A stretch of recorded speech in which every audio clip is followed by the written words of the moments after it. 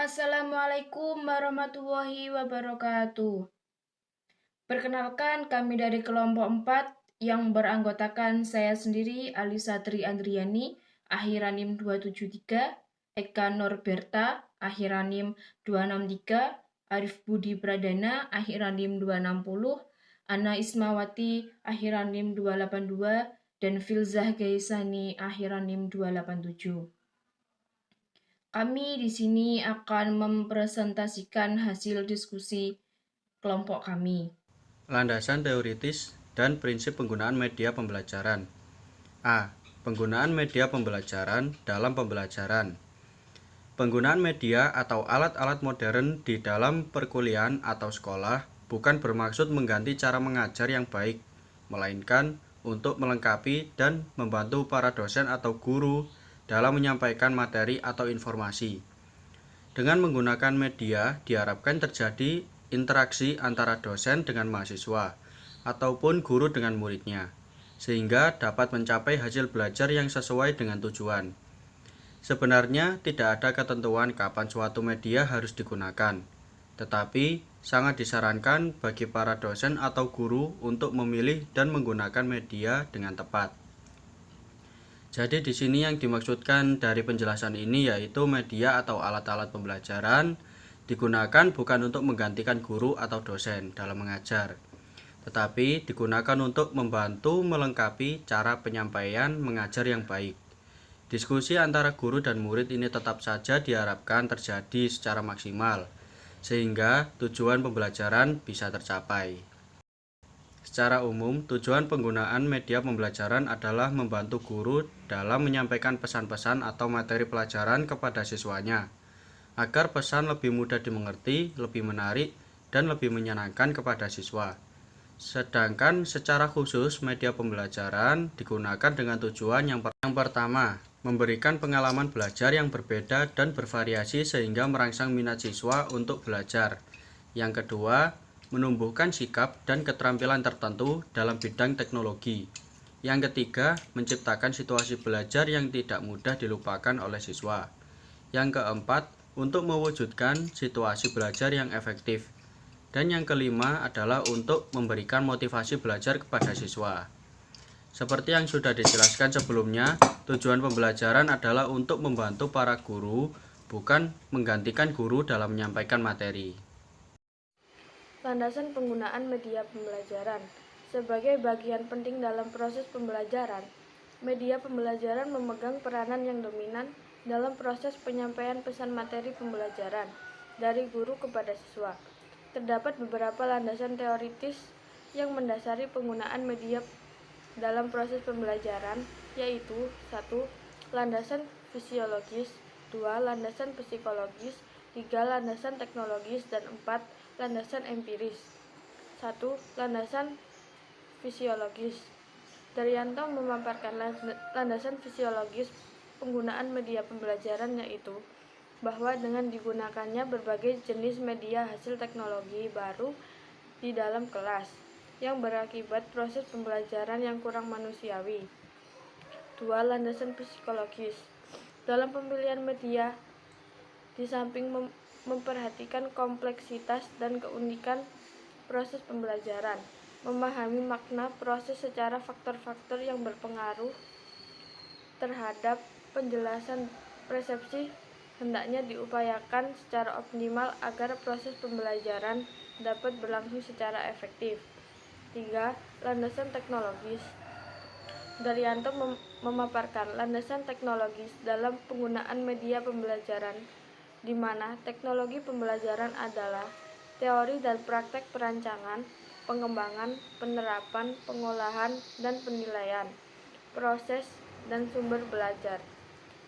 Yang keempat, landasan empiris.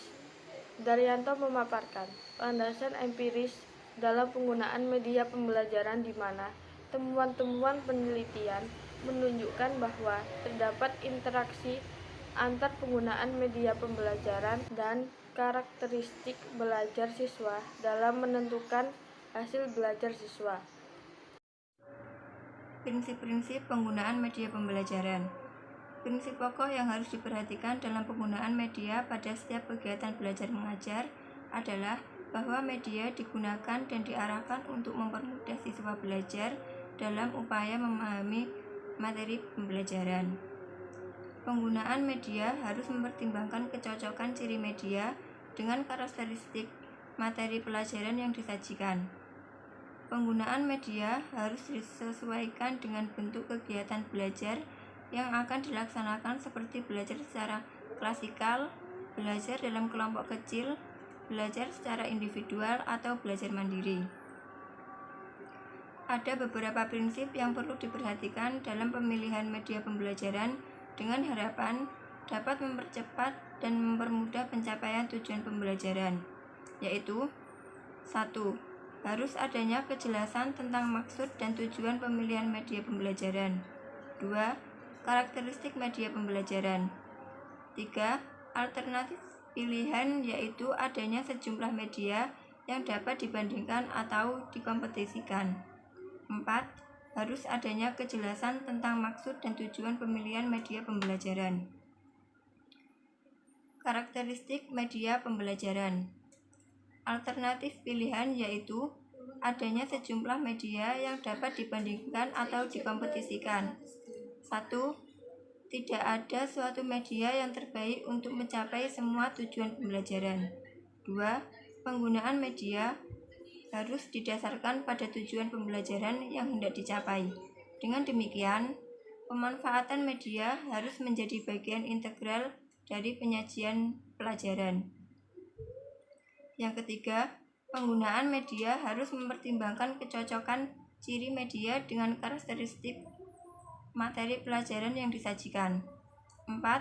Penggunaan media harus disesuaikan dengan bentuk kegiatan belajar yang akan dilaksanakan dengan bentuk kegiatan belajar yang klasikal, kelompok kecil, atau belajar mandiri. 5. Guru hendaknya kenal betul dengan alat yang akan digunakan. Penggunaan media harus disertai persiapan yang cukup seperti mereview media yang akan dipakai dan mempersiapkan peralatan yang akan dibutuhkan. 6. Penggunaan media harus diusahakan agar senantiasa melibatkan partisipasi aktif peserta. 7. Media yang digunakan hendaknya dipilih secara objektif, tidak didasarkan atau kesenangan pribadi. 8. Aneka ragam media. 9. Kepraktisan dalam ketersediaan media. D. Perangkat media pembelajaran. Di dalam pembelajaran terdapat 6 perangkat media pembelajaran, yaitu yang pertama, media cetak atau printout. Media pembelajaran dalam bentuk cetak adalah media yang berasal dari teks, gambar, serta ilustrasi yang mendukung lainnya, yang digunakan sebagai penyampaian informasi belajar. Media cetak terbagi ke dalam 3 golongan. Yang pertama yaitu cetak lepas, contohnya buku, modul, majalah, dan juga yang kedua ada media cetak dipajang, contohnya seperti poster, peta, dan juga mading. Yang ketiga ada media cetak diproyeksikan, contohnya seperti OHP dan juga set PPT. Yang kedua ada media audio, adalah media yang berbasis suara, contohnya seperti siaran radio, CD atau DVD, dan juga lab bahasa. Yang ketiga ada media audiovisual, adalah media yang menayangkan gambar dan juga audio dalam waktu yang bersamaan. Media ini adalah media yang dapat didengar sekaligus dilihat, contohnya seperti televisi, film, dan juga video. Yang keempat ada multimedia interaktif. Multimedia interaktif adalah media pembelajaran berbasis multimedia yang dilengkapi alat pengontrol yang dapat dioperasikan pengguna sehingga alat yang dapat memberi respon dan ada hubungan timbal balik antara alat dan juga pengguna. Contohnya seperti game dan juga aplikasi-aplikasi yang berbasis Android. Yang kelima ada learning atau e-learning. Adalah media pembelajaran berbasis elektronik yang memanfaatkan komputer atau laptop yang terhubung dengan jaringan internet. Media pembelajaran ini adalah media modern yang sudah diterapkan pada zaman sekarang.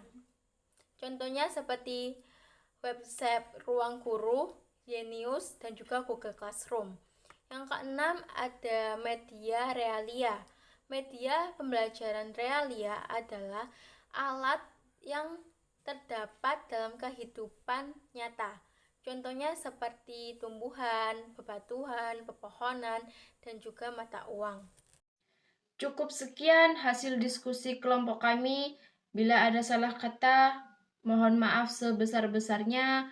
Saya akhiri. Wassalamualaikum warahmatullahi wabarakatuh.